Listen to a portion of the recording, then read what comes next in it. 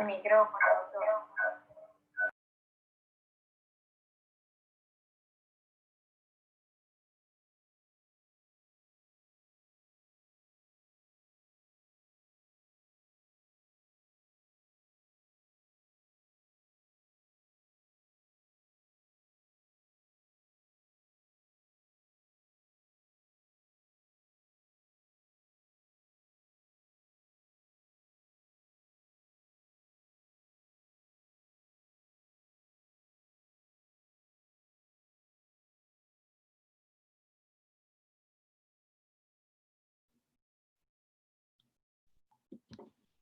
Muy buenas noches con todos y con todas las asistentes a el 20º programa de su transmisión, Los Procesalistas.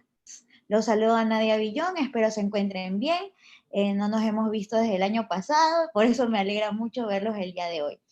Recuerden que Los Procesalistas es un programa de ayuda académica que damos a todos los profesionales del derecho y también a los estudiantes del derecho y al público que tenga interés en conocer sobre mayores cuestiones del derecho procesal.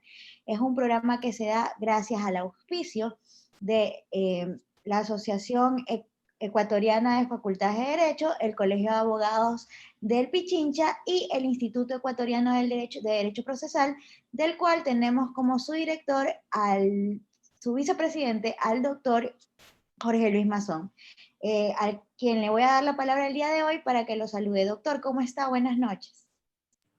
Gracias, Nadia. Buenas noches con todos, con todas.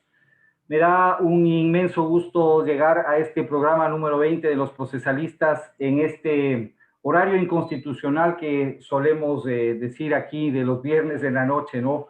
Pero es de otro lado así muy grato para mí ver cómo el programa tiene ya un público cautivo, colegas que viernes a viernes se siguen conectando y están interesados en estos temas de derecho procesal y en nuestros amigos académicos que invitamos semana a semana para que nos sigan ilustrando un poco, compartiendo sus investigaciones, sus lecturas, sus escritos sobre distintos temas. Esta semana tenemos un invitado realmente de excepción, mi buen amigo y catedrático de la Universidad Andina Simón Bolívar, el doctor Álvaro Renato Mejía Salazar, a quien me da inmenso placer de recibir en los procesalistas de esta vez. Permítanme hacer una pequeña presentación de las credenciales académicas de Álvaro antes de dar paso a la charla. Álvaro es doctor en Derecho PhD por la Universidad Complutense de Madrid, es magíster en Derecho y especialista superior en la Universidad Andina, por la Universidad Andina Simón Bolívar, es procurador de la Universidad Andina Simón Bolívar también, es miembro del Instituto Ecuatoriano de Derecho Procesal, también del Instituto Ecuatoriano de Derecho Administrativo y del Instituto Ecuatoriano de Derecho Tributario. Docente de pregrado, y posgrado, pregrado en la Católica, no, Alvarito, desde hace años, así es, y posgrado, entre otras, en la Universidad Andina. Autor de 8 libros y más de 30 ensayos. Algunos de tus libros son libros míos de cabecera para mis clases también en la universidad, y qué bueno tenerte, Álvaro, por acá. Te doy la más cordial de las bienvenidas y te invito a que inicies cuando quieras esta charla que has preparado sobre la prueba y los recursos horizontales. Bienvenido.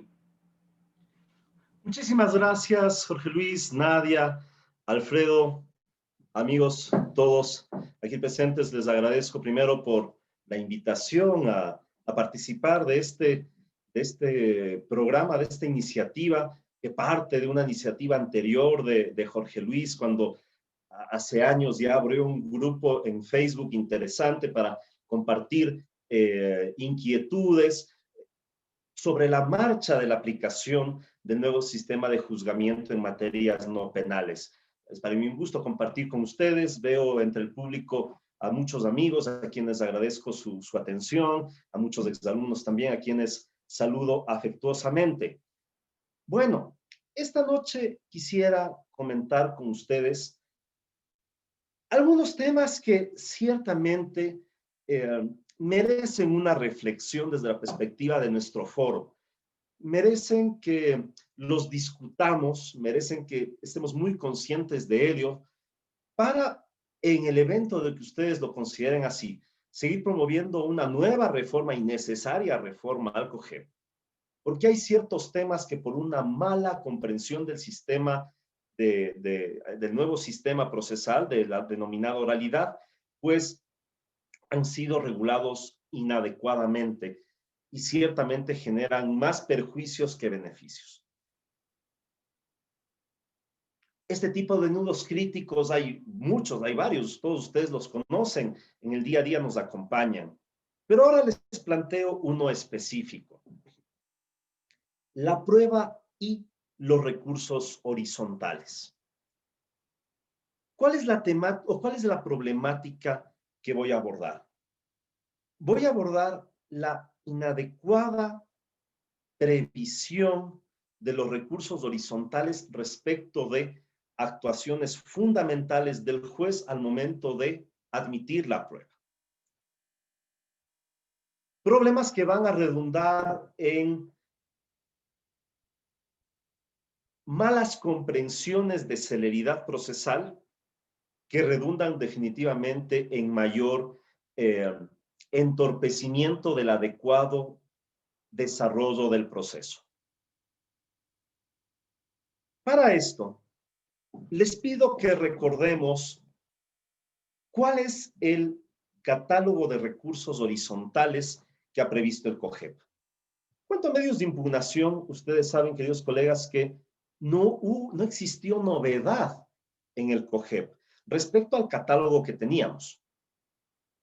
Cuando en el año 2011 nuestro Instituto de Derecho Procesal entregó al Estado ecuatoriano un modelo de Código de Procedimiento Civil que aplicaba la oralidad, que fue hecho por ecuatorianos, sobre la base de las mejores leyes que hasta ese momento se habían emitido respecto de la implementación de la oralidad, siendo ciertamente el paradigma la Ley de Enjuiciamiento Civil Española del año 2000, se hizo una nueva propuesta respecto del catálogo de impugnación. Por ejemplo, se superó la disyuntiva entre revocatoria y reforma y se unificó en uno solo estos dos recursos horizontales en la reposición. Reposición que podía ser utilizada para la reforma en caso de vicios injudicando o para la revocatoria en caso de vicios improcedendo. Lo mismo que se hace con la apelación. Un recurso, un catálogo que también preveía una iniciativa de un recurso de revisión civil. Muy bien estructurada, que definitivamente tenía muchos candados para que no se torne en una cuarta instancia o cosas por el estilo. En cualquier caso, esto último discutible. Pero, como digo, este proyecto generaba una novedad realmente en lo que tiene que ver con el catálogo de medios de impugnación, pretendiendo actualizar la antigua regulación ecuatoriana. Sin embargo, el COGEP no nos actualizó realmente y hemos tenido los mismos recursos que tenemos o que teníamos en el Código de Procedimiento Civil. Lo que sí hizo el COGEP es disminuir la posibilidad de impugnar sobre pretexto de que esa era una manera de dar celeridad al proceso. Esta gente que pensaba que la oralidad estaba pensada para dar rapidez al proceso, cuando la oralidad realmente está pensada para que exista una mejora cualitativa de la administración de justicia y la celeridad realmente tiene que ver con lo cuantitativo. Pero bueno, como digo, por este malentendimiento, se dijo que había que hacerle al proceso rápido y que uno de los elementos que torpedeaba esa celeridad procesal era la posibilidad de impugnar. Que supuestamente a través de la impugnación se generaban dilaciones y que la forma de eliminar esas dilaciones era eliminando posibilidades de impugnar. un criterio bastante pobre el de esta gente que promovió la reforma de los medios de impugnación desde esa perspectiva. Se limitaron mucho los medios de impugnación. Primero, el formato de sistema de impugnación abierto, que es el que corresponde a cualquier proceso dispositivo, donde yo puedo impugnar cualquier providencia, excepto aquellas que estén prohibidas, que tiene que ver también con el litigio de los derechos privados, es decir, con una consecuencia general del sistema. El COGEP se decantó por un sistema cerrado. Solo puedo impugnar lo que la ley efectivamente me habilite. Este sistema cerrado es propio del procedimiento penal, y es propio del litigio de derechos públicos. Derecho público donde solo puedo hacer lo que la ley me habilita. Bueno, nos cambiaron de sistema, como digo, siendo inconsecuentes con la materia que estamos juzgando en el COGEP, materias no penales. Y después se dedicaron a restringir de la mayor manera posible los medios de impugnación. Por ejemplo, eliminaron desde todo punto de vista la casación respecto de sentencias que se emitan en procedimientos de ejecución, aunque las sentencias de esos procesos de ejecución hayan derivado en procesos de conocimiento, particular que sí estaba previsto en la anterior normativa, en la ley de casación. Eso se proscribió. Y también se proscribió la posibilidad de impugnar de manera horizontal varias actuaciones. Ustedes recordarán que en el Código de Procedimiento Civil se podía presentar la revocatoria de cualquier auto, y evidentemente también de cualquier decreto, por motivos formales, por infracciones a normas procesales, se podía, ya que existía nulidad, pedir la revocatoria de aquella actuación judicial, sea de autos o sea de decretos. Y lo propio ocurría con la reforma. Cuando había un error injudicando, yo podía solicitar que se reforme, que se dé una nueva forma, que se enmiende ese acto, que si bien era válido, se entendía que tenía un contenido errado y que se lo tenía que enmendar. Se podía solicitar la reforma, asimismo, de autos o de decretos. Y esto estaba bien. ¿Por qué? Porque si es que yo detectaba que había algún problema de validez en el proceso y podía solicitar su corrección oportuna, pues bienvenido sea. Corrijamos ese error de manera rápida para que después no estemos con un proceso que acarree una nulidad a la que tal vez me toque atacarle en sentencia. Si puedo atacar y subsanar ese vicio improcedendo antes, lo hago. Al final esto realmente sí es de economía procesal y celeridad. ¿Para qué arrastrar un problema hasta sentencia y tener que apelar de esa sentencia si es que ese problema que generó una nulidad, una violación de un derecho o una infracción a una norma procesal puede ser resuelto oportunamente sobre la marcha? Pues bueno, esta era la regulación que establecía el Código de Procedimiento Civil.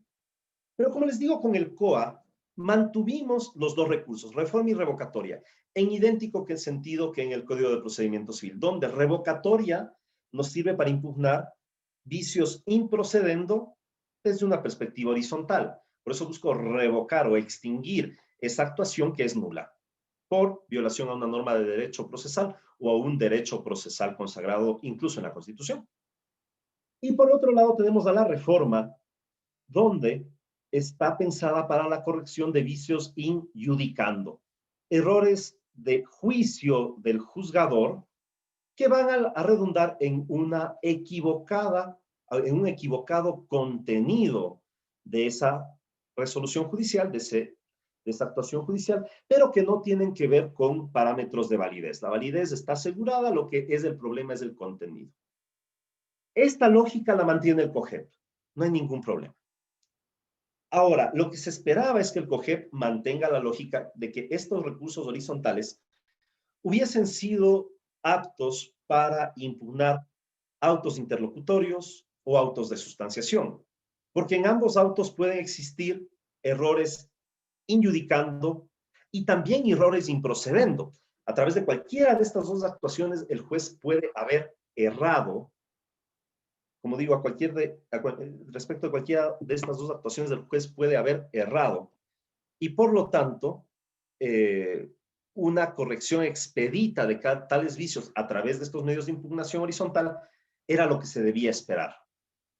Sin embargo, esto no ocurrió con el COGEP.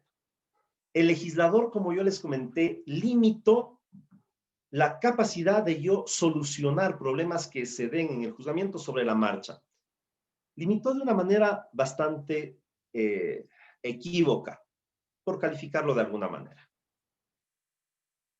Como lo establece el artículo 254, revocatoria únicamente procede de autos de sustanciación, es decir, de aquellas actuaciones de menor rango que sirven simplemente para dar impulso al proceso, que sirven simplemente para dar marcha al proceso, pero que no resuelven en sí nada.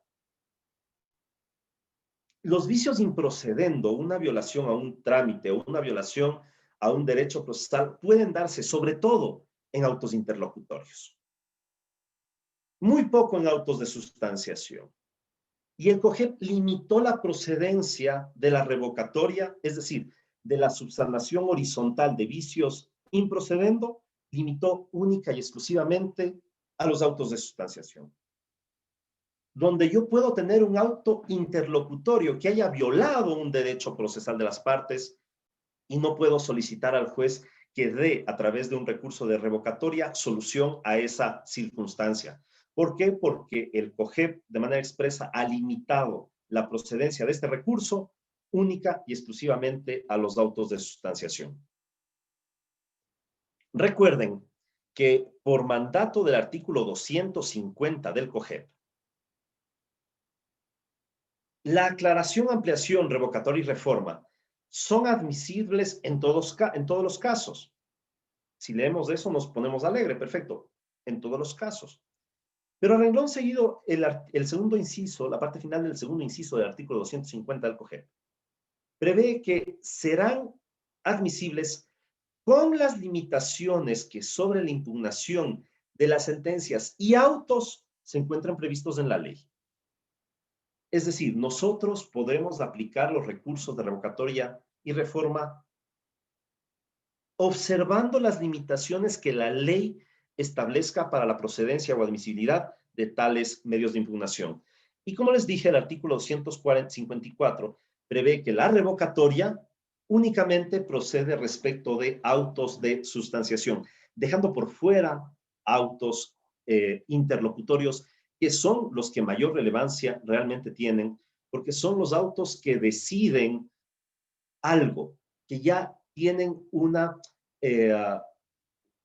temática mucho más profunda, que tienen una relevancia mucho más especial dentro del proceso, definitivamente que van a resolver asuntos que tengan que ver con la validez del proceso o asuntos que tengan que ver con los derechos de las partes, además de otro tipo de pedidos.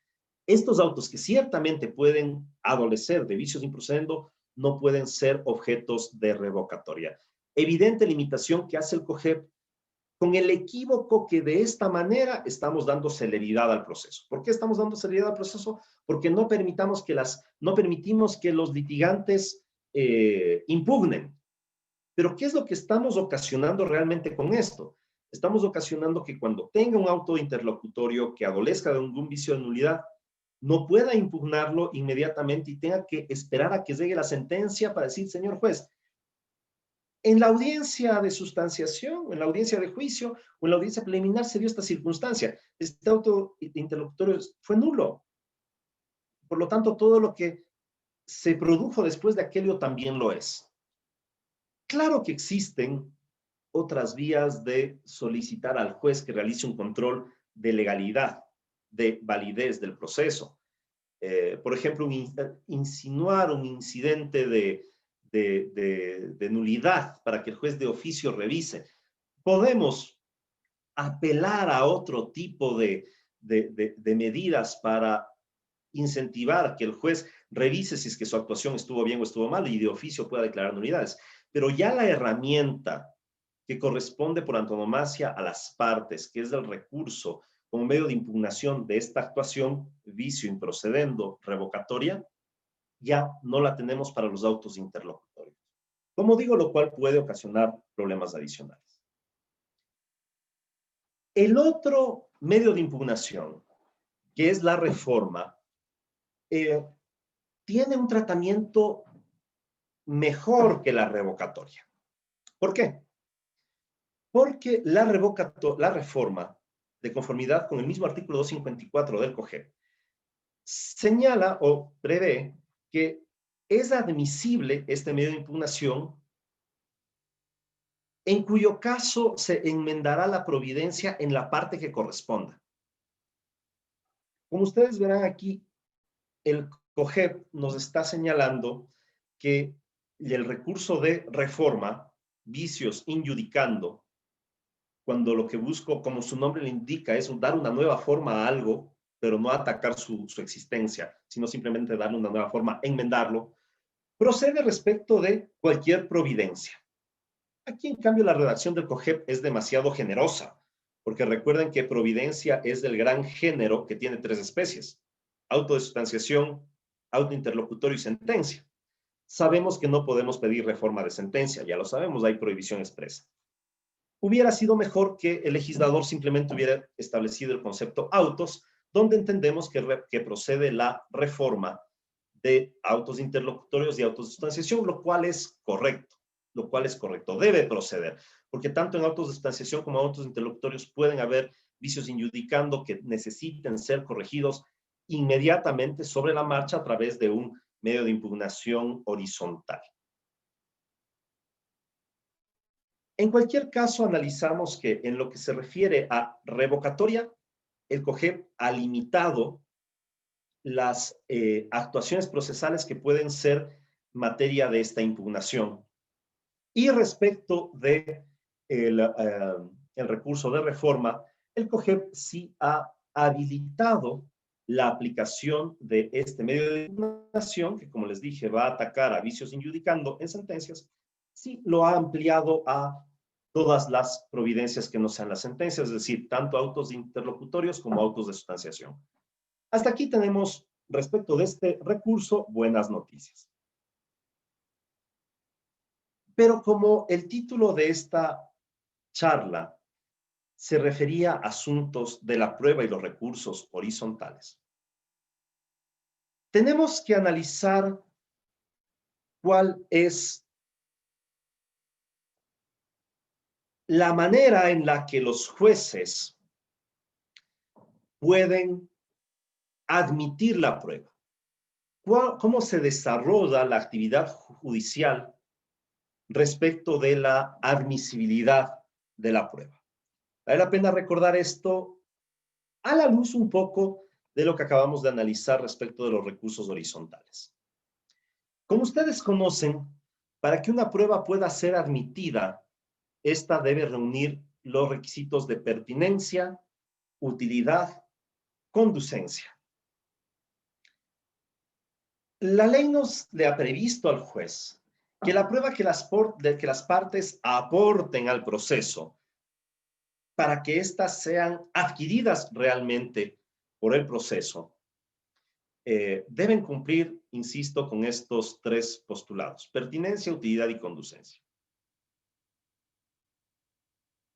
El juzgador, en la audiencia preliminar, está en la obligación de realizar un análisis de las pruebas que han sido aportadas por las partes, de manera que realice una operación intelectual, una operación de juzgamiento, para analizar y dilucidar si es que la prueba que fue aportada cumple efectivamente con aquellos criterios de pertinencia, utilidad y conducencia. Ya que esta operación judicial va a afectar elementos de validez del proceso y de derechos de las partes, porque no olvidemos que el actuar prueba es un derecho de las partes y es un derecho incluso de rango constitucional, es una de las garantías del debido proceso el presentar argumentos y actuar pruebas. ya que, como les digo, esta resolución sobre la pertinencia, utilidad o conducencia de la prueba que haya sido aportada por las partes va a tener esta alta delicadeza procesal, va a afectar a la raíz del proceso y sobre todo a los derechos de las partes, la resolución que realice al respecto, obviamente, revestirá la calidad de auto interlocutorio. Auto interlocutorio donde se va a ver manifestada, una operación de raciocinio, de juicio de parte del juez, una actividad injudicando, donde el juez dirá, considero que estas pruebas son pertinentes, útiles, conducentes, y las acepto en el proceso y las adquiero. Recuerden que uno es el proceso de adquisición de la prueba y otro el de comunidad. Por ahí a veces hay confusiones de que es una misma cosa y para nada. Una es la adquisición y otra es la comunidad. En este momento estamos adquiriendo formalmente la prueba. O asimismo, el juez puede señalar que aquella prueba es impertinente, inútil, inconducente y por lo tanto rechazarla. Esto a través de un auto interlocutorio y, como digo, que implica una operación injudicando. Auto interlocutorio con una operación injudicando. El artículo 160 del COGEP prevé que esta resolución que se encuentra revestida en un auto interlocutorio que contiene una operación injudicando, cuando no admita alguna prueba, es decir, cuando rechace el ejercicio del derecho a probar porque ha considerado que esa prueba es impertinente, inútil o inconducente, podrá apelarse únicamente en efecto diferido. Esta, mis queridos amigos, es una de las limitaciones de impugnación a las cuales se refiere la parte final del segundo inciso del 250.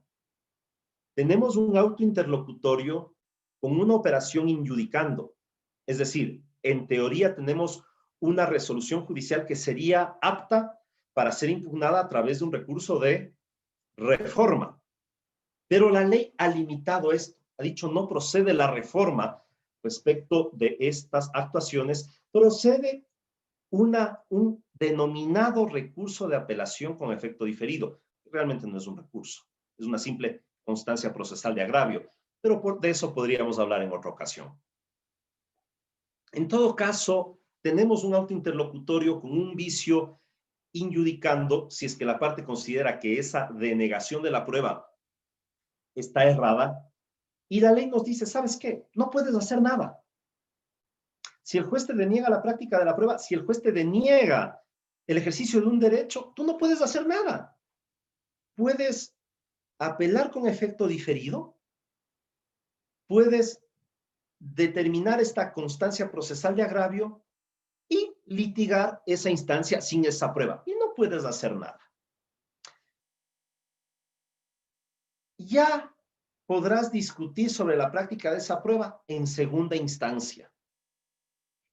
Y así aseguramos celeridad, supuestamente. Pero ¿qué es lo que realmente estamos haciendo? Estamos asegurando celeridad al impedir que la parte tenga un medio de impugnación expedito respecto de la denegación de una prueba. ¿Esto es realmente adecuado? ¿Realmente estamos hablando de celeridad con esto? Mis queridos amigos, cuando estamos frente de un vicio injudicando, el juzgador puede considerar que una prueba es inútil, es impertinente, es inconducente, y obviamente tiene que fundamentar aquello. Si es que un juzgador está rechazando un pedido probatorio constitucionalmente tutelado a ti, el juez te está negando el acceso a esa prueba en el proceso, tiene que fundamentar el porqué. Tú ahí lo que puedes hacer es o lo que deberías hacer es escuchar la fundamentación. Y deberías tener la oportunidad de decir, señor juez, ¿usted considera que esta prueba es inútil por ABC de motivos que usted ha señalado? Por favor, reconsidere su criterio en virtud de que a esto que usted considera inútil, yo le respondo que sí es útil por ABC de motivos. Esto lo deberías tú poder hacer a través de un recurso de reforma. ¿Y qué ganarías con eso? Tal vez la posibilidad de que tú, con tu argumento, le hagas cambiar el criterio del juez. Diga, a ver, esto que acabé de declarar inútil, bajo la perspectiva de lo que me acaba de decir la parte, carambas, en verdad que sí puede ser útil. Entonces reformo mi autointerlocutorio y ahora sí doy paso. ¿Cuánto nos hemos demorado para hacer eso en una audiencia? 5 minutos. Si yo como juez este rato digo, la prueba que fue solicitado por el abogado o por la parte tal es inútil por ABC de motivos. Yo alzo la mano y digo, señor juez, por favor, reforme su autointerlocutorio que ha denegado la práctica de esta prueba. Usted ha señalado que es inútil por estos motivos. Yo me permito rebatirle dando estas características. Por favor, considéralas. El juez toma tu argumento, tiene una posibilidad de reconsiderar y eventualmente dice, sí, tiene razón. Yo no lo había visto por ese lado y en verdad sí es útil. Vamos adelante. Y ustedes ya contarían, o habría, al menos habría la posibilidad de que en la misma instancia ya contemos con esa prueba y que el juez al final, en la sentencia, ya tenga ese elemento de convicción. Eso debería ser, pero eso no está permitido en el COGEP. En el COGEP te dicen, no, yo como juez digo, esto es inútil, tú solamente puedes apelar en efecto diferido. Durante esa instancia no puedes acceder a esa prueba. Tienes que esperar a la apelación y a la segunda instancia para decir, vea, señor, el juez de primera instancia dijo que era inútil por estos motivos, pero señor Corte Provincial, sí es útil por estos otros motivos. Y recién ahí la Corte evaluará ese criterio y tal vez dirá, sí, en verdad esto es útil. Y recién ahora, ya en la segunda instancia, actuemos esta prueba. El que haya eliminado el legislador la posibilidad de tener una oportunidad para rebatir la opinión del juez, no asegura celeridad, mis queridos amigos. Al contrario, patea la pelota más adelante, patea el problema a la segunda instancia. Eso no es asegurar celeridad. Al contrario, en ocasiones podemos estar obligados a abrir una instancia por una prueba que tal vez, si es que nos permitían presentar una reconsideración al juez vía recurso de reforma, no hubiéramos tenido ese inconveniente. Entonces sí, como muchos de ustedes que son muy conocedores del COGEP en el chat han dicho, no Álvaro, es que hay el recurso de apelación con efecto diferido. Claro, lo sabemos de eso. Pero el inconveniente es que no existe un medio para, en la misma instancia, buscar la reconsideración del juez. Porque el juez puede tener una lectura. El juez puede tener una lectura. Pero tú le puedes guiar hacia otra lectura a través de una reforma. Insisto, ¿cuánto te vas a demorar en la práctica de este recurso? ¿10 minutos? ¿15? Discúlpenme, eso no atenta a la celeridad. Al contrario, patear el problema a la siguiente instancia, que es lo que se consigue con el denominado recurso de apelación con efecto diferido, eso genera dilaciones, no celeridad. Y lo que buscamos es aquí que hayan herramientas rápidas. Además, les digo, estamos hablando de un derecho constitucional. El derecho a aprobar es un derecho constitucional y por lo tanto debería tener especial tutela. Y una especial tutela sería esto, permitir la reforma, la aptitud de que tú le digas, señor juez, por favor, si es útil. Pero eso, sobre pretexto de celeridad, mocharon, eliminaron, impidieron en el COGEP. Solamente recurso de apelación con efecto diferido. Esto, como les digo, en la primera casuística que les estoy exponiendo. La primera casuística que es que tú no estés de acuerdo con el fundamento de la negativa del juez. Pero ¿qué pasa si es que el juez te niega inmotivadamente. Si es que el juez te niega una prueba, simplemente, no, yo te niego porque esto es inútil. Pero señor juez, ¿por qué? Es inútil. Ya si quiere ponga recurso de apelación con efecto diferido. En ese caso, ese autointerlocutorio ya no es que sería susceptible de reforma, porque ya no estaríamos ante un vicio injudicando. El primer caso era vicio injudicando, que el juez te motive dándote las razones por las cuales considera inútil, pero que hay un error en ese criterio judicial y por lo tanto procede la reforma. Pero en este segundo escenario yo te digo que el juez simplemente te dice es inútil. ¿Y por qué? Porque lo digo yo. Ahí ya no estaríamos frente a un vicio injudicando. Estaríamos ante un vicio improcedendo y tendríamos un autointerlocutorio con un vicio improcedendo, que debería existir la posibilidad de atacarlo a través de un recurso horizontal. Decir, señor juez, por favor, revoque su auto, porque su auto está inmotivado. Tiene que darme la explicación por qué considera inconducente, innecesario, inútil.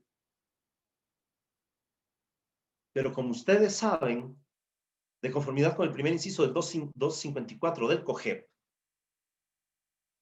el recurso de revocatoria únicamente está planteado para autos de sustanciación. Y la providencia a través de la cual el juzgador resuelve la admisibilidad de las pruebas es un auto interlocutorio. Insisto, estamos hablando de la tutela de un derecho constitucionalmente previsto, que es el derecho a probar en juicio. Debería dárseme una tutela procesal de este derecho, pero una tutela efectiva, real. A mí, mis queridos colegas, no me interesa esperar hasta la segunda instancia para que me resuelvan mi contradicción al criterio de inutilidad, inconducencia o innecesariedad del juez. Yo no me siento bien con eso. A mí denme una oportunidad para el mismo juez decirle, papá, aquí están los argumentos, ¿cómo vas a decir que es inútil? Apelando además a la madurez intelectual y emocional del juzgador de decir, puchicas, en verdad, yo no vi esto, soy una persona madura, intelectual y emocionalmente, me das la explicación y no tengo problema de corregir mi actuación. Pero eso no se permite. El COGEP eliminó esa potestad, pateando, insisto, el problema a la segunda instancia, generando en ocasiones la necesidad de recurrir a la segunda instancia por un problema de la prueba. Imagínense. Estos son dos nudos críticos que tenemos respecto de la admisibilidad de la prueba en relación con cómo se ha regulado en la actualidad los recursos horizontales. No podemos o no estar de acuerdo. Es respetable el criterio de gente que diga, no, ¿para qué vamos a dar un recurso ahí? Votemos nomás todo a la segunda instancia. Se respetan todos los criterios, pero al menos desde el criterio del colega quien les habla, debe asegurarse un medio expedito de impugnación a fin de tutelar un derecho tan importante como el derecho a probar. Como digo, que no torpedea la celeridad del proceso. ¿Cuánto nos vamos a demorar en esto? ¿Cuarto de hora? 10 minutos, no lo sé. Y bueno, si es que el juez se mantiene en su error, bueno, ahí sí el recurso de apelación con efecto diferido, ahí sí. Pero siempre que haya existido antes la posibilidad de que el juez pueda reconsiderar en consideración de los argumentos que tú le puedes dar. Para finalizar, en virtud del tiempo, un tema rapidito. La norma prevé, y me refiero al artículo 160, que la resolución por la cual el juzgador decida no admitir una prueba podrá apelarse con efecto diferido. Es decir, la negativa. Por eso yo les decía, el ejercicio de un derecho. Yo tengo el derecho a la prueba, se me impide el ejercicio del derecho, me toca únicamente a través de apelación con efecto diferido. Pero ¿qué pasa cuando le admiten la prueba de mi contrario? El primer caso que estábamos viendo es cuando yo solicito y me niegan mi prueba. ¿Debería haber reforma? Sí. ¿Debería haber revocatoria? Sí. No las hay. Hay apelación con efecto diferido, graso error, según he fundamentado en esta charla. Pero ahora, ¿qué pasa cuando sí le admiten la prueba? Si me admiten la prueba a mí mismo, obviamente no hay problema. Pero si le admiten a la parte contraria una prueba que es inconducente, impertinente, inútil, yo como parte contraria, ¿podré o no podré impugnar la resolución del juez? Ahí sí, a través de una reforma. Señor juez, reforme su auto de admisibilidad de prueba, porque usted ha admitido la prueba de la parte contraria por considerarla útil, pero señor, no es útil. Ya en la contestación a la demanda yo he aceptado lo que él está queriendo probar a través de esa inspección, solo nos va a causar demoras y gastos. Esa inspección solo puede servir para esto, eso ya está aceptado. Por lo tanto, reconsidere, señor juez, reforme su auto y rechace esa prueba porque ya no nos da ninguna utilidad. ¿Está prohibido esto? Mis queridos amigos, no. Curiosamente, la ley te impide un medio de impugnación para tutelar un derecho negado, pero no te impide utilizar un medio de impugnación para tutelar un derecho aceptado a la parte contraria. Evidentemente, solo cabría el recurso de reforma, es decir, solo cabría una impugnación cuando hayan vicios in iudicando, porque la reforma acepta la procedencia respecto de autos de sustanciación o autos interlocutorios. La revocatoria solo de sustanciación, entonces no podría darse revocatoria. Es decir, si es que ese auto que aceptó la prueba de la parte contraria adolece de un vicio improcedendo, no podemos hacer nada. Pero si es que el auto que aceptó la prueba de la parte contraria adolece de un vicio injudicando, tú sí puedes presentar un recurso de reforma para oponerte a la práctica de la prueba de la parte contraria. ¿Por qué? Porque este poder no se encuentra limitado por el COGEP. Y recuerden que, de conformidad con la parte final del inciso segundo del artículo 250, podemos presentar reforma en todos los casos, salvo cuando la ley nos limite. La ley nos limita cuando haya un auto interlocutorio que niegue una prueba, pero la ley no nos limita cuando ese auto interlocutorio acepte la prueba de la parte contraria. Hasta aquí, y cumpliendo con el tiempo que los organizadores me han concedido, estas breves reflexiones sobre recursos horizontales y la prueba, en específico, la admisibilidad de la prueba. Nuevamente les agradezco su atención a todos y a todas, y bueno, quedo abierto a cualquier pregunta, a cualquier comentario, al conversatorio que se acostumbra en esta importante serie de programas sobre derecho procesal. Gracias, Álvaro. He escuchado con mucha atención y con verdadero deleite esa magistral exposición que acabas de hacer.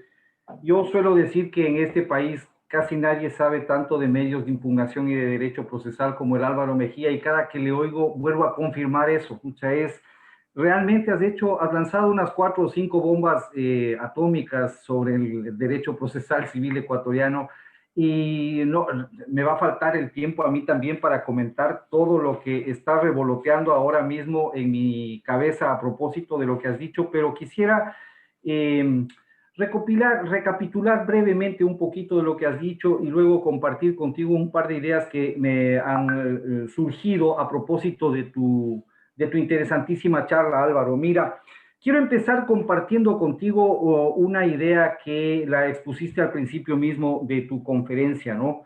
De que el COGEP, creo que después de escucharte ya no nos cabe duda, ha restringido realmente el sistema de medios de impugnación, ha reproducido en mucho realmente el que tenía el CPC en cuanto a las formalidades. O sea, los nombres de los recursos y los recursos disponibles son básicamente los mismos, pero digo, ha habido una restricción que se hizo, y coincido contigo también en esto, en nombre del principio de la celeridad procesal. Eso creo que ha lesionado bastante a nuestro sistema procesal. Hubo un tiempo en donde quienes estaban al frente de la Administración de Justicia, del mismo Consejo de la Judicatura, ¿no? Y que estuvieron en mucho a cargo de la elaboración en lo medular del código, ¿no? Tenían, creo yo, eso, Álvaro, que es una deformación, y una deformación muy común. Todos los abogados, creo que en todos los países del mundo, nos quejamos de la morosidad de la justicia. ¿sí? Y claro, muchos, sobre todo los abogados jóvenes inexpertos, piensan que la solución a eso es meter la pata en el acelerador a fondo todo el tiempo lo más que puedas. Y claro, lo que no se han puesto a pensar nunca es que los cultores del principio de celeridad suelen pasarse las garantías del debido proceso realmente por el forro, perdón el castellano antiguo, ¿sí? Y ese es el grave problema. No se puede hacer un culto del principio de celeridad. No siempre la justicia más rápida es mejor justicia, ¿no? Tú has soltado ahora, has expuesto, has hecho referencia a algunas de las garantías del debido proceso que se pueden estar sacrificando, por ejemplo, la garantía a presentar pruebas en nombre de ese principio de celeridad. Era un breve comentario, te escuchaba y me acordaba, nunca me olvido allá por el año 2016, 17, perdón, cuando ya se cumplía un año de la vigencia efectiva del COGEP. Iba yo en el auto en Quito, camino de mi casa, en medio de ese tráfico infernal del que ya me he liberado desde que vivo acá en Salinas. Y estaba el Consejo de la Judicatura, el presidente del Consejo de la Judicatura de esa época, presentando su informe de su rendición de cuentas del último año de labores del Consejo. Duró 25 minutos la rendición de cuentas del presidente. 20 minutos de los cuales se refirió básicamente a los logros que se habían conseguido supuestamente en el sistema de administración de justicia del Ecuador desde la entrada en vigencia del COGEP. Oye, pero lo que a mí me llamó mucho la atención, y lo he comentado a veces con mis alumnos, inclusive en el posgrado, es que de esos 20 minutos de los cuales se refirió al COGEP, que era el gran logro en el año 2017, los 19 minutos eran estadísticas sobre cómo se había reducido el tiempo en la tramitación de los procesos. O sea, todo era principio de celeridad, como que el único problema que tuviera la administración de justicia en el Ecuador fuera que la justicia es lenta, ¿no? Bien, Álvaro, para empezar a conversar, una de las cosas más interesantes de tu exposición, y claro, eso es gracias al lector atento e inteligente que eres, es esa lectura que has hecho del artículo 254 del COGEP. Y nos has hecho caer en cuenta de algo que te voy a decir en honor a la verdad, yo no había caído en cuenta, porque muchos jueces inclusive tienen una lectura inadecuada de este artículo, y me estoy refiriendo a la lectura que haces de cómo está en el código expuesto el principio de reforma. Nos has hecho notar claramente que el código dice que sin duda el recurso horizontal de revocatoria cabe solamente para autos de sustanciación. Pero muchos jueces, e incluso tengo providencias en donde he visto que niegan, ¿no?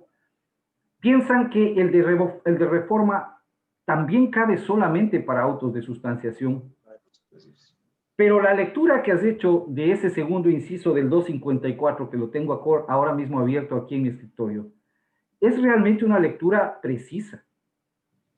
Esa limitación está solamente para el recurso de revocatoria y no para el de reforma, ¿no?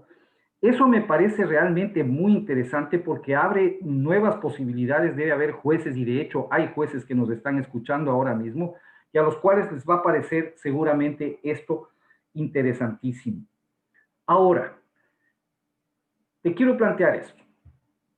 Ya casi hacia el final de tu charla, cuando empezaste a analizar la dinámica que se da en las audiencias en fase de admisibilidad, y hablabas sobre lo interesante que sería la posibilidad de poder interponer un recurso de reforma, porque la revocatoria está negada por ley, de la decisión de inadmitir un medio probatorio que dicte el juez. Pero has dicho que estamos impedidos, que solo existe la apelación con efecto diferido. Pero ahora yo te propongo esta, Álvaro. Mira, partiendo de la propia lectura que acabas de hacer del segundo inciso del 254, de cómo está planteado, si la reforma cabe de cualquier providencia es un auto interlocutorio también. Y nosotros sabemos que los autos los dicta el juez a veces por escrito, pero también los dicta en audiencia, y de hecho esa decisión sobre la admisibilidad de la prueba es un auto interlocutorio. Entonces, si cabe reforma de autos interlocutorios, cabría también la posibilidad de pedirle al juez que reforme ese auto. Ahora, ¿solo en qué casos? En los casos donde haya tomado una decisión que involucre a más de un medio de probatorio. Porque para pedirle la reforma de un auto, ¿no es cierto?, tienes que decirle una parte del auto queda como estaba y la otra parte, refórmelo por favor. Si le pides que cambie todo el auto, ya no es reforma. Le estás pidiendo que revoque y eso está prohibido. ¿Qué te parece? A ver. No, esta es una comprensión también que tiene alguna parte del foro. El pensar que la revocatoria es un medio para corregir todo y la reforma solo una parte. Ok. No, la invitación es de distinguir que los dos medios sirven a propósitos diferentes. Revocar significa extinguir. Solo puedes extinguir cuando hay una causa que atente contra la existencia de esa actuación procesal. ¿Y cuáles son los vicios que atentan contra la existencia o la validez de una actuación procesal? Los vicios improcedendo. Entonces, yo puedo revocar lo que es nulo. La reforma, en cambio, nos sirve para enmendar vicios injudicando, cuando el continente sí es válido, pero el contenido está errado. Ahora, tú puedes corregir o todo o parte o todo de ese contenido. Okay. Yo recuerdo alguna vez, y suelo poner este ejemplo, y esto pasaba evidentemente en el antiguo régimen, donde teníamos un auto de calificación de pruebas escrito, ahora lo tenemos oral, ya es diferente, pero cuando teníamos un auto de calificación de pruebas, si es que este auto de calificación de pruebas era precipitado, violaba una norma procesal y por lo tanto tenías que pedir la revocatoria, vicio improcedendo. Pero alguna vez me pasó personalmente, recuerdo claramente en el juzgado sexto de lo civil, cuando era el juez, el doctor, muy buen juez, que era el doctor Mario Ortiz Estreza, si no me falla la memoria. Aquí veo colegas que están de acuerdo conmigo, pero que se me equivocó en la calificación de unas pruebas. ¿Era el momento procesal para calificar pruebas? Sí, y me emitió una calificación de las pruebas, perfecto. Y nos notificó a las dos partes. Por lo tanto, ¿había invalidez? No. ¿Había violación de derecho a la defensa? No. Se cumplió el trámite y se cumplió la defensa. Pero se me equivocó de las pruebas. Y en vez de calificar las pruebas de mi juicio, calificó las pruebas de otro juicio. Yo no le pedí la revocatoria, porque el auto era oportuno, era procesalmente pertinente y nos fue notificado a ambas partes. No había causal de nulidad, pero todo el contenido estaba equivocado. Entonces yo le pedí la reforma total del auto para que no extinga un auto que procesalmente estaba bien, pero que cambie todo su contenido. Como digo, estos recursos, si bien ha habido una comprensión, hasta me atrevería a decir generalizada, de que revocatoria es todo y reforma es una parte, realmente tenemos que entender el criterio, incluso la definición idiomática de los medios de impugnación. Revocar, extinguir, solo puedo extinguir lo que es inválido, y es todo. Y reformar, dar una nueva forma a algo que se mantiene. No lo estoy matando, le estoy dando una nueva forma, pero le puedo dar una nueva forma a todo o a una parte. Entonces, aun cuando fuera una sola prueba, yo sí podía pedir la reforma, pero ojo, lamentablemente la ley coloca en el 260 la limitación. Y recuerda que el artículo 250, segundo inciso, te dice, tú puedes presentar reforma, salvo que la ley te limite. Esto es expreso. Y en el 160 la ley te limita. Te dice, respecto de esta providencia, cabe recurso de apelación con efecto diferido y por lo tanto ya te limitó. Solo procede eso. No podrías intentar la reforma, porque ya hay esa limitación. Lo mismo pasa con las excepciones previas. Cuando se tenía una excepción previa, tú deberías tener la posibilidad de pedir una reforma. Oye, señor juez, me estás negando la excepción previa. Por favor, y me estás negando con criterio. Por favor, permíteme darte mis criterios para que tú reconsideres. Date la oportunidad de reconsiderar. Pero el COGEP no da ese chance tampoco en las excepciones previas. Te dice apelación con efecto diferido. Es el mismo caso de acá. Está pateando la bola definitivamente para la segunda instancia. Eso no es celeridad, eso es aplazar el problema. Entonces, lamentablemente, si bien la lógica de tu análisis es pulcra, deberíamos tener la posibilidad, pero como hay esta limitación legal, no la puedes hacer. Esto yo expliqué en la Asamblea cuando se hicieron las reformas del 2019, así diciendo, vea, por Dios, ahí estaba de presidenta la asambleísta Guiñaga, que entendió, le gustó, dijo, sí, esto hay que hacer. Sí. Nada. Lo único que me pararon bola fue en el trámite del recurso de casación que violaba el derecho a la defensa. Al menos en eso me hicieron caso en dos cosas. Pero yo debe 21 reformas, solamente a la fase de impugnación. Está muy bien. Alfredo Cuadros quiere entrar en el tándem, así es que le vamos a dar un chance. Vamos, Alfredo, bienvenido, ¿cómo estás?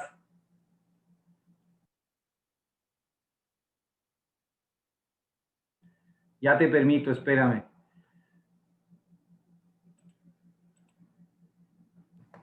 Hola, buenas noches, ¿ahí me escuchan? Sí, sí. Sí, buenas noches, bueno, buenas noches Álvaro. La verdad es que ya Jorge Luis ya dijo lo genial que fue la charla. He tomado muchos Gracias. apuntes, he estado aquí con el COGEP. Creo que siempre digo que ese es el mejor halago que se le puede dar a una persona que da una charla, empezar a tomar apuntes, empezar a rellenar el COGEP. Creo que es el mejor halago posible, ¿no? Y Gracias. pues, creo que ya sería muy reiterativo, pero la verdad es que nos has, como dice Jorge Luis, nos has abierto los ojos con algunas cosas muy interesantes. Quiero aprovechar también en homenaje el tiempo para preguntarte algunas cosas, ¿no? Por ejemplo, hay comentarios que también lo estaba pensando y lo he visto también aquí comentado en la sala de Zoom y en el Facebook de las colegas Angélica Meléndez y Dana Abad, que hablan de que esta situación, me refiero a que no se puede, por ejemplo, pedir revocatoria de un auto de inadmisión de pruebas, se incrementa en los juicios que tienen una sola instancia, ¿no? En los juicios de contencioso administrativo, en los juicios contencioso tributario, porque no existe la posibilidad de apelar. De ahí hay un tema, yo quería comentarles, aprovecho, un tip que alguna vez me salió, me resultó en una audiencia, fue que estábamos en un juicio, me acuerdo que justo era contencioso administrativo, la contraparte le negaron una prueba, pidieron revocatoria, los jueces le negaron, pues obviamente porque dijeron que no había revocatoria, y a mí también me habían negado un medio probatorio, pero yo me fui por la ampliación, dije que me amplíen el auto interlocutorio, que no está técnicamente bien puesto, pero me la jugué, dije amplíenme el auto interlocutorio, y resulta que me aceptaron esa ampliación, entre comillas, y me aceptaron ese medio probatorio. Entonces quizás también se las dejo ahí para que de repente lo analicen, aunque técnicamente no está correcto, pero me salió y se los comparto con todas las personas. Quería aprovechar una última pregunta. Alguna vez conversaba con algunos colegas acerca del segundo párrafo del artículo 270 del COGEP, que habla acerca del auto de inadmisión de la casación, pues, ¿no? Del recurso de casación. Porque en teoría ese auto de inadmisión del recurso de casación vendría a ser un auto interlocutorio. Y ese auto interlocutorio es uno de los pocos que la ley dice expresamente que puede ser revocado. Entonces, a tu criterio, aprovechando tu conocimiento y vasto estudio en temas de recursos, ¿considerarías que es la única excepción de la posibilidad de revocar un auto interlocutorio en este auto de inadmisión de recurso de casación?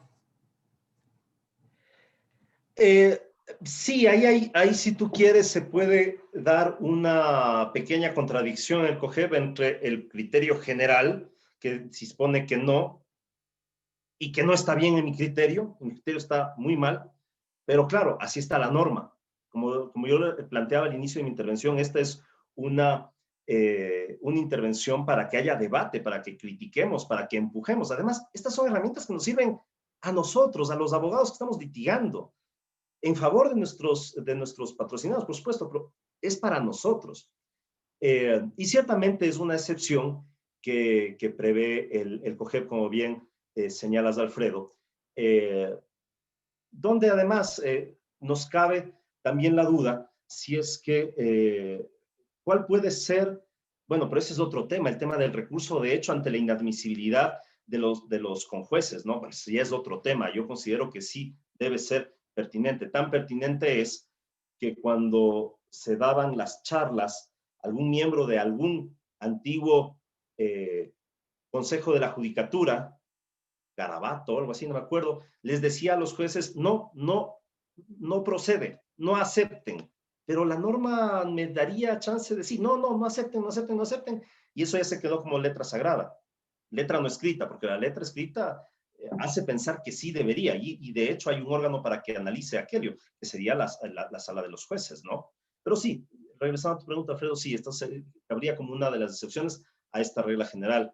Y aprovecho también de paso para saludar, como digo, a varios amigos, a varios alumnos y también a algún colega y maestro que veo aquí, a mi querido doctor Roque Albuja, mis saludos y agradecimiento pues por estar atendiendo la conferencia de este amigo.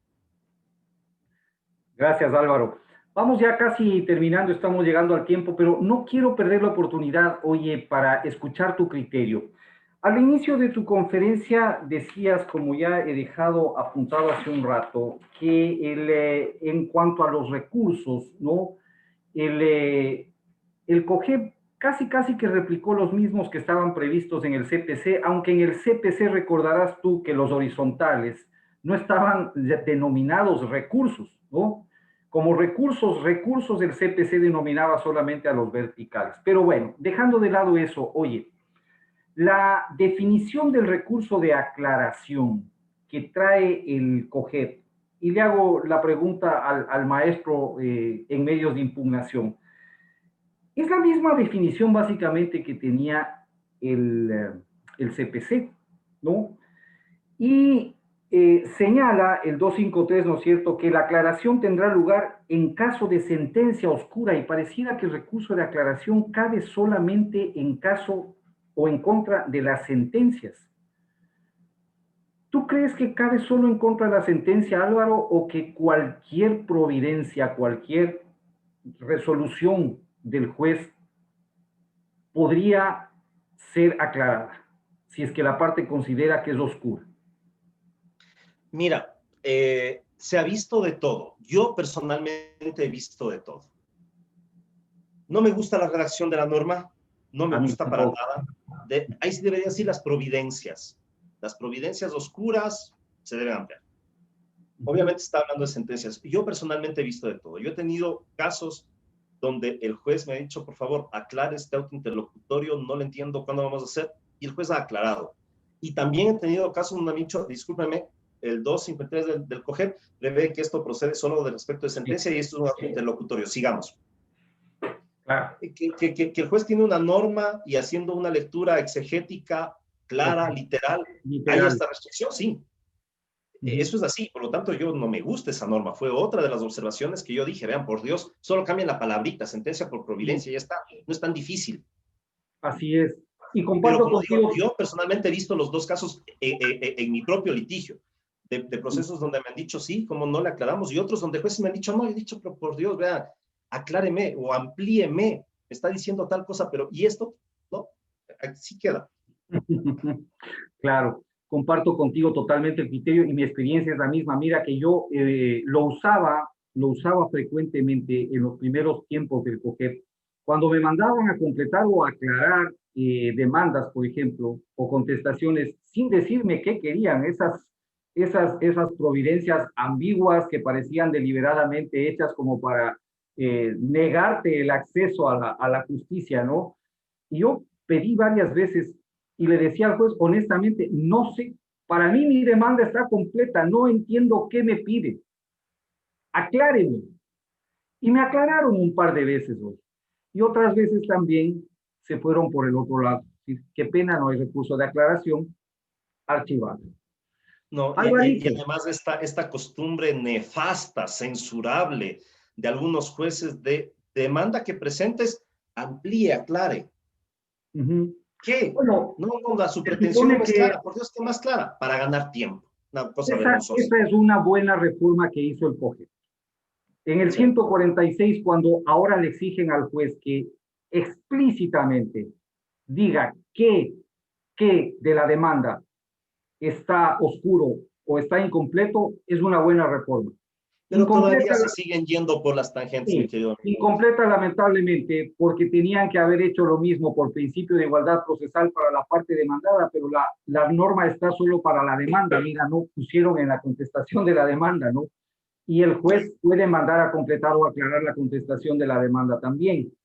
Esa reforma, digo, me parece pertinente. La que es sumamente cuestionable, y esta es la última, me salgo ligeramente del tema, pero ya que has hablado de la prueba también, que tu conferencia era sobre la prueba, oye, el 146 del COGEP hizo otra reforma que La intención era buena y a veces hay que decir con el dicho que el camino del infierno está empedrado de buenas intenciones, ¿no? Me refiero a ese párrafo que agregaron en el 146 para prohibirles a los jueces que en las calificaciones de las demandas se pronuncien sobre los anuncios probatorios que hacen las partes. Mi entender y hasta donde yo tuve conocimiento, porque también fui invitado como tú a la Comisión de Justicia ahí en la Asamblea en algún momento y estuve cerca del proceso de la reforma, era la de impedir que algunos jueces hagan admisibilidad de la prueba como lo venían haciendo al momento de calificar demandas, contestaciones de la demanda, ¿no? Mandaban a completar o aclarar, ¿no? Que le explique cuál es la pertinencia de tal o cual medio probatorio, cuál es la conducencia en la calificación de la demanda. Cuando tú tienes un momento procesal oportuno que está claramente definido en el sistema y es en audiencia para hacer eso. Para mí, esa era la razón de esa reforma, ¿no? Pero oye, ahora se cogen de eso para, por ejemplo, negarte el auxilio judicial. Cuando pides auxilio judicial no se pronuncian. Y yo vengo manteniendo desde hace algún rato que el auxilio judicial es una cosa que es sencilla, aunque muchos jueces no la entienden, y que deben concederla o negarla en la primera providencia. En la primera providencia. Pero ahora dicen que no se pueden pronunciar y esperan hasta la audiencia para recién ver si te conceden o no el auxilio judicial. Con un problema, que si es que toman esa decisión en audiencia de concederte el auxilio judicial, les toca suspender la audiencia si se trata de un procedimiento de audiencia única, ¿no? Entonces hay un montón de audiencias, en Manabí sobre todo, donde tienen esta costumbre arraigada, que se están suspendiendo mientras se tramita el auxilio judicial para traer medios de prueba. No sé qué opinas de todo esto. Para cerrar, Alvarito. Mi querido Jolis, pues opino lo mismo que tú, no puedo añadir más cosas, estoy en plena lectura con lo que tú señalas. Ciertamente, el espíritu de esta reforma fue, sí, organizar la actividad judicial, decir, bueno, hay un momento para todo, la admisibilidad de la prueba, hay un momento procesal en la audiencia preliminar o en la fase preliminar de la audiencia única, donde se tiene que realizar este examen, esta actividad injudicando que yo señalaba antes. Pero claro, una cuestión es resolver sobre la adquisición de la prueba al proceso, pero otra cosa es la actividad judicial para asegurar la práctica de una eventual prueba. Y el auxilio judicial va hacia allá. Y claro, si es que yo tengo una urgencia y le puedo solicitar al juez que me dé ese auxilio judicial para acceder y que en cualquier caso, una vez asegurada esa prueba, después analizar ya el fondo de la pertinencia de la misma, pues el que se me diga esto será después, nos puede generar las dilaciones, ahí sí que tú nos estás señalando, y eventualmente incluso puede frustrar una práctica de una prueba que previamente anunciada sin que haya sido ordenada en la primera actuación pueda tornarse ya imposible por ocultamiento, modificación o cualquier cosa. Entonces, la manera en la que lo están mal entendiendo, porque una cuestión es la admisibilidad y otra cosa es estas otras actuaciones jurisdiccionales en relación a la prueba, sí genera un inconveniente. Yo pienso que hay definitivamente una mala comprensión, pero que redunda al final en problemas ya para el proceso y para los litigantes, ¿no? Me alegro mucho de haber provocado un diálogo que ha generado mucha respuesta, mucha comunicación, como nos suele pasar, a veces se quedan muchas preguntas en el chat ahí para otra oportunidad. Quiero agradecerte mucho, Álvaro, ha estado tremendamente entretenido este diálogo contigo. Gracias por esa conferencia tan ilustrativa. Quiero agradecer también a nuestro querido Instituto Ecuatoriano de Derecho Procesal, que es quien promueve de manera principal este proyecto de los procesalistas, al Colegio de Abogados de Pichincha, que también lo ha estado auspiciando, y desde la semana pasada también a la Federación Ecuatoriana de Asociaciones de Escuela de Derecho, que la preside nuestro buen amigo Farid Villasís, que a lo mejor debe haber sido tu alumno ahí en la PUSE, ¿sí? Bueno, un saludo para Farid, si es que está por aquí o nos está viendo también. Gracias a todo nuestro querido público, hemos tenido un público que se ha ido incorporando crecientemente. A la final, casi 350 personas entre la sala de Zoom y el Facebook. Después, es maravilloso para un viernes en la noche. Álvaro, querido, gracias por haber venido a Los Procesalistas. A Alfredo, Nadia, gracias por la compañía. Bolívar, también el apoyo aquí en la producción del programa. No sé si quieren despedirse. También estamos concluyendo.